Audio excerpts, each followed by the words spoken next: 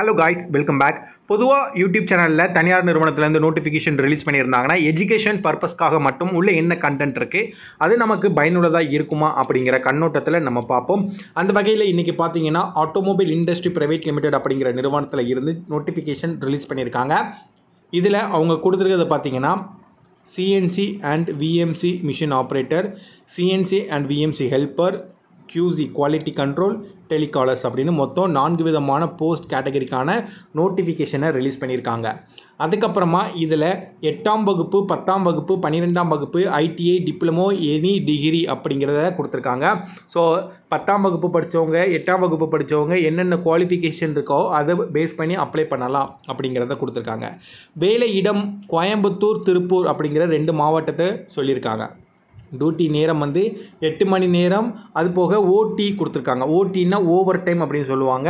So அந்த over டைமும் இதில் கொடுத்துருக்காங்க. அனுபவத்தை பொறுத்த வரைக்கும் 0 to 1 வருடம் அப்படிங்கிறத கொடுத்துருக்காங்க.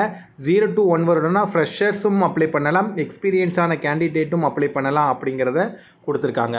அதுக்கப்புறமா பாலினம் ஆண் மட்டும் கொடுத்துருக்காங்க. மெயில் கேண்டிடேட் மட்டும்தான் அப்ளை பண்ண முடியும் அப்படிங்கிறத கொடுத்துருக்காங்க. ஸோ மெயில் கேண்டிடேட் வீடியோ பார்த்தீங்கன்னா மறக்காமல் ஒரு லைக்ஸ் கொடுங்க. தொடர்ந்து இந்த மாதிரி கோயம்புத்தூர், திருப்பூரில் ஜாப் நோட்டிஃபிகேஷன் கொண்டு வந்து சேர்க்கணும்னா கோயம்புத்தூர் ஜாப்ஸ் அப்படி இல்லைன்னா திருப்பூர் ஜாப்ஸ்னு மறக்காமல் நீங்கள் கமெண்ட் பண்ணுங்கள். ஓகேங்களா? ஃபைன். ஸோ ஏஜ் லிமிட் 18 மற்றும் அதற்கு மேல் இருக்க வேண்டும் அப்படிங்கிறத கொடுத்துருக்காங்க.